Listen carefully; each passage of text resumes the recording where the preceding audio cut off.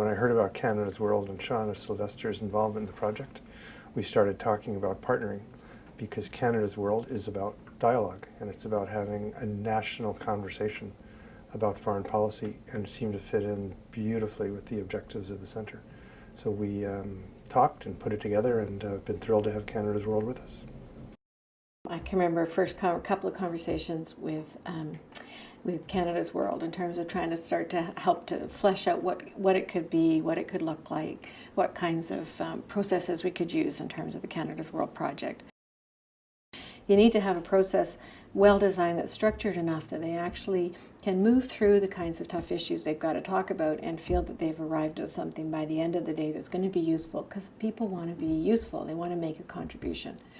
The regional dialogue process was a combination of what we would call generative work, that is getting citizens to, brainstorm around their ideas, generate all sorts of ideas, and deliberations. It is not someone talking at you.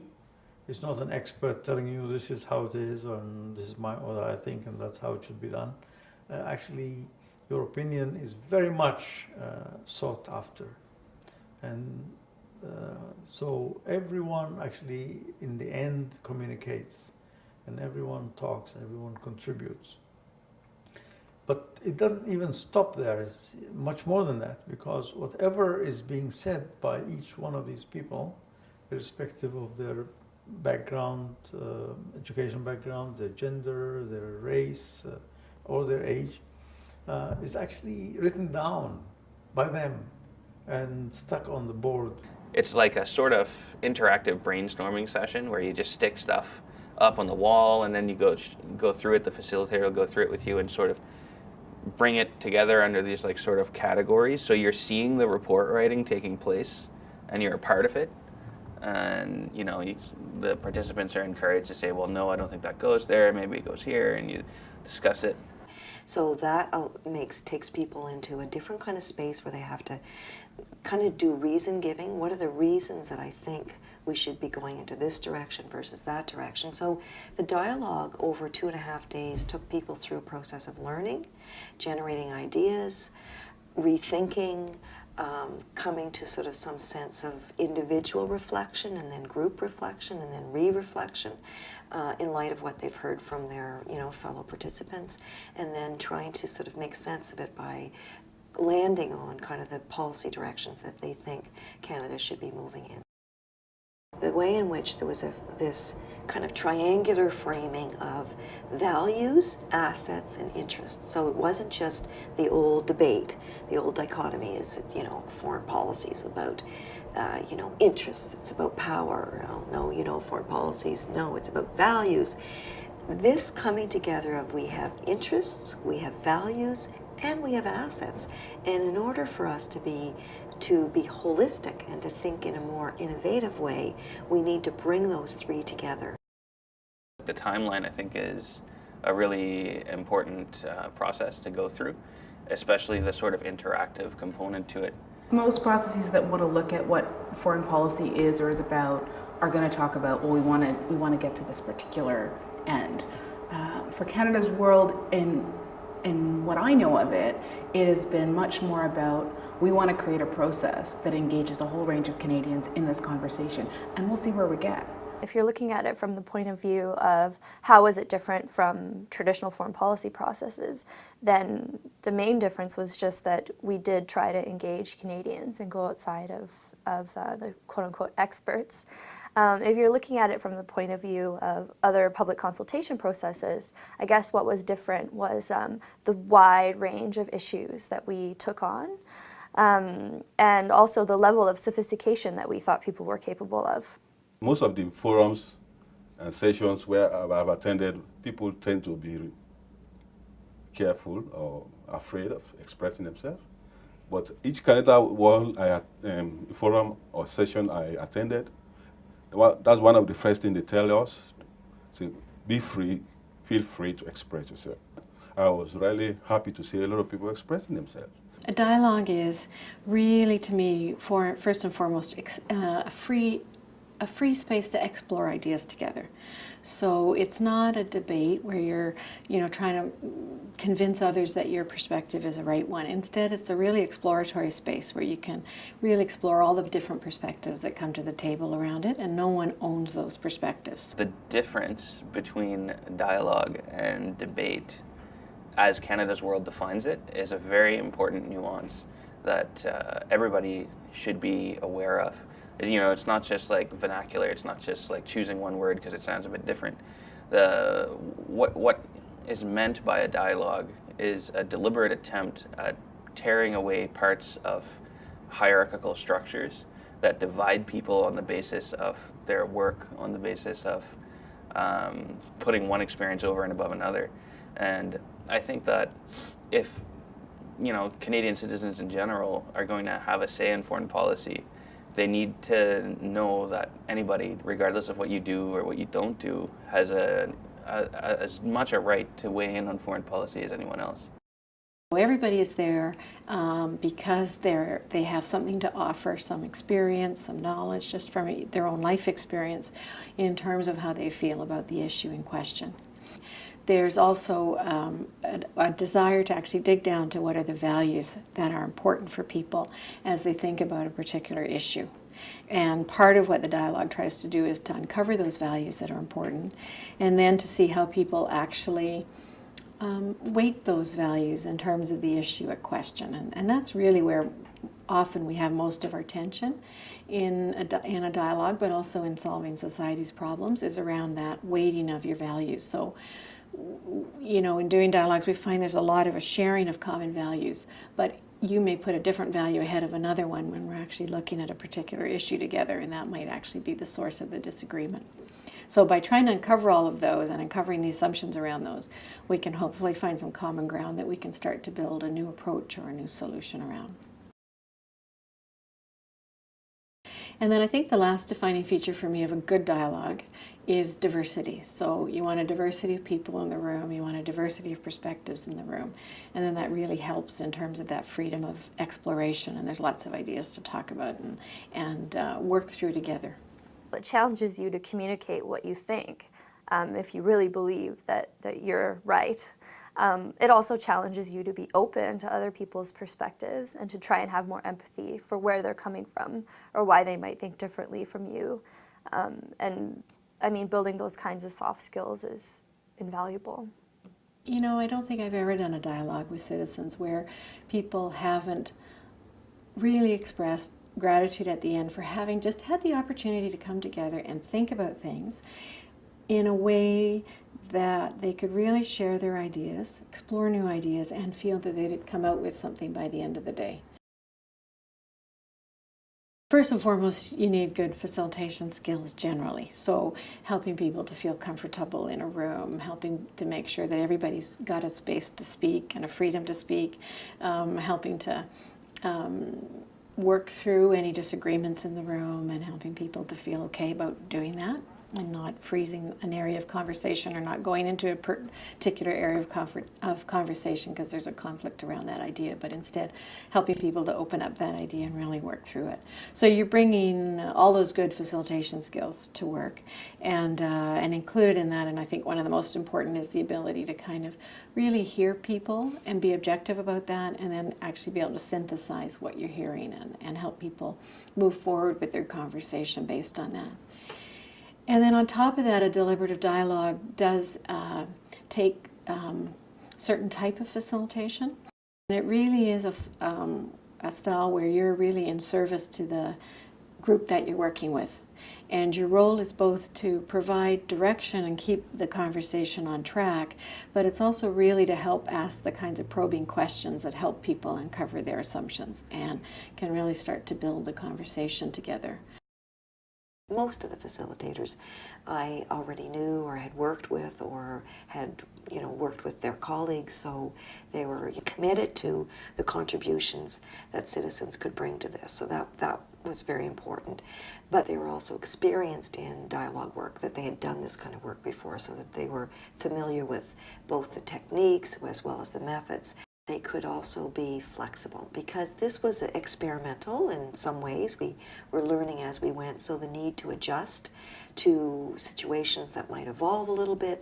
If you can go in and facilitate in a way that allows people to go through that conversation and follow the structure, but still to have enough flexibility to be able to pick up on, the creativity, the strengths, the new ideas that are coming out of the room, then you can really have a really successful day that can arrive at some productive outcomes for everybody involved. It kind of takes every step of a dialogue and it breaks it down in terms of what is the facilitator trying to help the group to do at that point in time, and what is the methodology we're going to use with the group in order to help achieve that. So if I'm a facilitator and I've got that script in front of me, then I really can be confident that I know what I'm going to do through the process. And I also am confident that what I'm going to do is going to be comparable to what another facilitator might do. And in the case of both the regional and the national dialogues, it was a very detailed facilitator script. So we worked it through together and worked it through with the facilitator teams. And that actually did evolve a little bit over the regional dialogues, as usually happens, because you're trying to improve the process over the course of that time. So that's the other really important part of the facilitator script, is when you're doing a series of dialogues like the regional ones, there's enough consistency of process that what the outcomes are can be compared across the sessions. Whereas if you didn't have that and you're ending up using different kinds of processes, it's harder to make the case that they're comparable results. I think it's really important to kind of have thought through the process that you want to use and good materials so that people can have a productive conversation. We had a common workbook, handbook, that was used throughout all of the regional dialogues across the country, which had core information, background on what was the Canada's World project all about, what was a dialogue about anyway, what is policy, information on Canada's role in the world, what our foreign policy was, and an agenda, and a number of different kinds of resources. It's got to be presenting ideas neutrally so that you don't feel like you're being pushed in one direction by the workbook. And that was really a challenge for a lot of the writers who were very passionate about the issue that they were writing about. In addition to that core handbook, there were a series of policy or dialogue theme papers, 9 theme papers. These themes had been identified previously through very intensive series of dialogues that Shauna had done across the country with a diversity of different experts, academics, civil society organizations, etc. Obviously, at each dialogue, we weren't doing 9 policy themes. We chose a smaller number of those policy themes that we would work on, varied from 2 to 4. And then the participants, when we went through the process, at a certain point, we used those discussion papers as yet another learning. So that was a second sort of handbook that they had. 9 was too many. I think if we had chosen to work with 4 and had done the same 4, all across the country, I think it would have been even more powerful, because we would have had that right across the country, everybody doing the same core set. Those papers were written using graduate students or undergraduate students that were interns with Canada's World, supported by experts in that policy domain. And those experts would have come from academia, from NGOs. Those were challenging to write because the experts, of course, often frame things or write things more for expert sort of policy audiences. So our task was to try and ensure that they were then crafted in a way that were intelligent for a lay audience. It wasn't just like we opened the door and said people could come in. We actually recruited. I don't know how they selected me. I probably pulled my name out of a hat, and I got this invitation to go there. The process used was random recruitment as opposed to an open invitation, which is that you put an ad in the newspaper, you go online, you say, whoever wants to come, come. In this case, it was random recruitment to try and ensure we had that diversity of the population. Plusieurs heures, voire plusieurs semaines de recrutement à l'avance pour obtenir un panel de gens de tous bords, de tous âges, de toutes origines. For the participant selection process, what we decided, because we really wanted this to be, to the greatest extent possible, a reflection of the diversity of the Canadian population.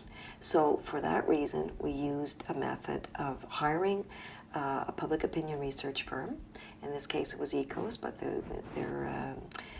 Canada's World actually went to 3 different companies to see which one, and it was ECOS that ended up being the company that they engaged, using a method called random digit dialing, which is basically the same method used for public opinion research.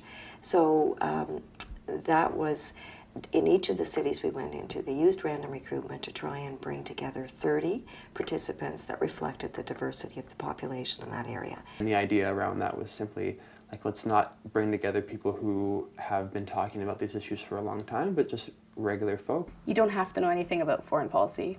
You don't really have to understand much or even anything at all about what we're doing in the world.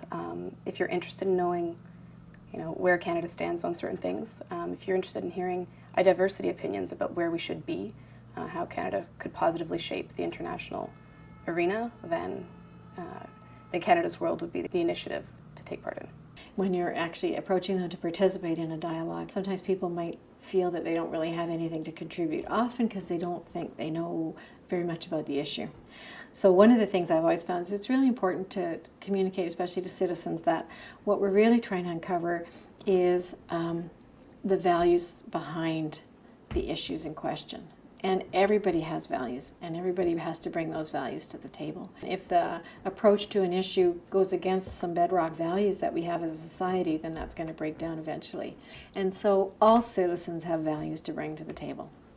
And they also all have life experiences to bring to the table.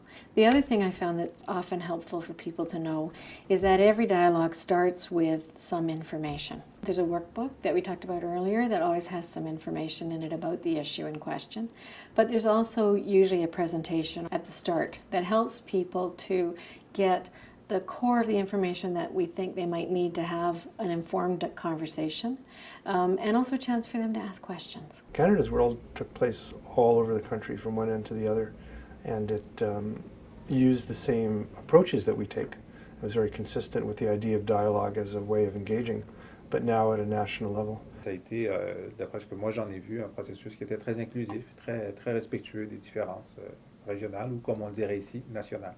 Le Canada, malgré son multiculturalisme, le fait qu'on vient de partout dans le monde, je suis moi-même une immigrante, etc., ce n'est pas le Canada si on n'inclut pas de manière systématique et sérieuse les Québécois et le Québec, les Premières Nations et les autres communautés.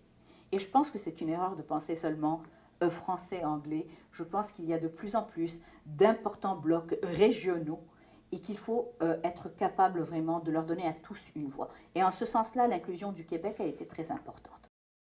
Mon idée principale, c'était d'aller vers des organismes qui avaient déjà des gens enrôlés de ces organismes-là, comme les centres de vieillesse, ou les centres de jeunesse, ou les centres sportifs, ou les centres, l'association de sciences politiques de l'université, parce que les gens étaient déjà là, donc c'était plus facile.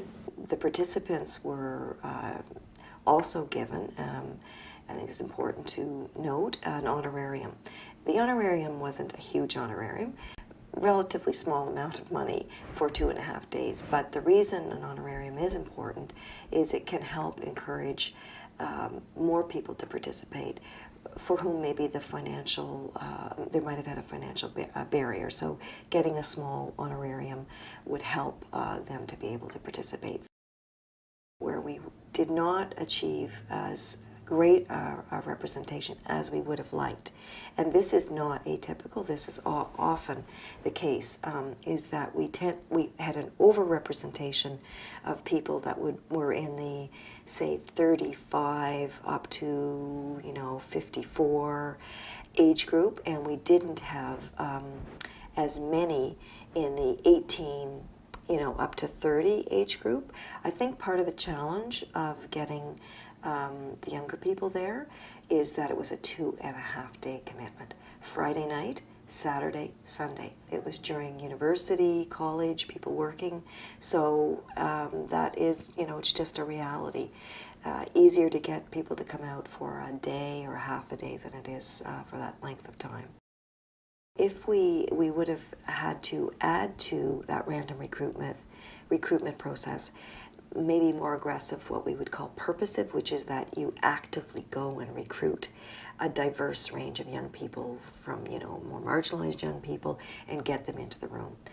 Because I think having more of their voices would have been great. And in addition, we did not have as great a diversity around ethno-racial or ethno-cultural. If you take the whole population, if you go across Canada, it should be, I think, around 15%, and I think it was up around 9%. But what we did have was a great diversity of perspectives among those that were there. I think Canada's World was very transparent in the process, because in the reports that were produced, there was a very clear reporting back to say, here are the demographics. When people were recruited, we got their demographics, so we were able to report back and say, here's who came. Les gens m'ont vraiment étonnée, m'ont vraiment ouvert l'esprit et m'ont fait comprendre que quel que soit le milieu dont ils venaient, ils avaient des choses à dire. Alors parmi les gens que j'ai rencontrés, il y avait une femme du Yukon qui est venue à un de nos dialogues ici à Vancouver, qui avait très très peu de moyens financiers et qui s'est pris d'affection pour un autre participant qui venait du Downtown Eastside à Vancouver, donc qui avait lui aussi des gros problèmes d'argent, mais aussi des problèmes mentaux, puisque c'est un monsieur qui était schizophrène et qui a quand même réussi à participer à notre dialogue. Et à la fin du dialogue, donc, on donnait un petit honoraire aux personnes pour les remercier de leur participation, et cette femme a fait don de ses honoraires à ce monsieur en partant.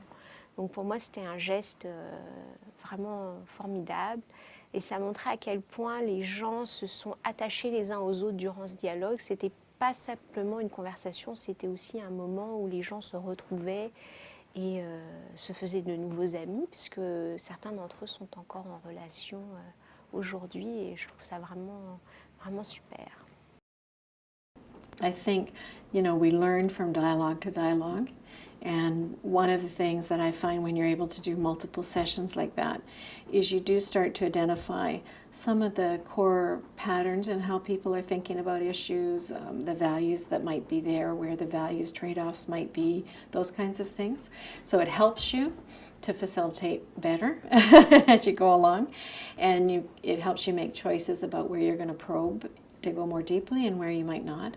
So your facilitation certainly can improve in terms of helping people get into those tough areas of conversation. In some cases, there was more sensitivity around people who might be working in a second language. So like I can remember in Toronto, where we had a higher number of people who potentially were working.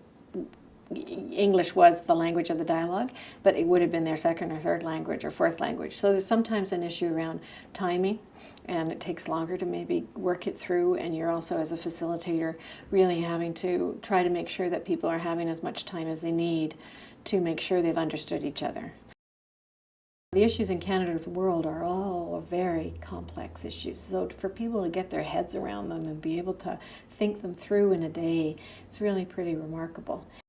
It's not always a comfortable conversation, because they're really working through important values for themselves and differing perspectives, but they actually really are sincere about wanting to work through that and coming through that, and I think I found that across the board. Often the most important part of trying to sort of make those issues more pronounced in Canadian society is just about creating the venue and the opportunity for people to engage, and not necessarily walking them through it, each step by step, but just giving them the chance to say what they already are thinking. Ce que cette expérience m'a appris du Canada et des Canadiens, et peut-être aussi des Québécois, c'est que finalement, pour un pays qui est aussi divers, les envies sont un peu les mêmes.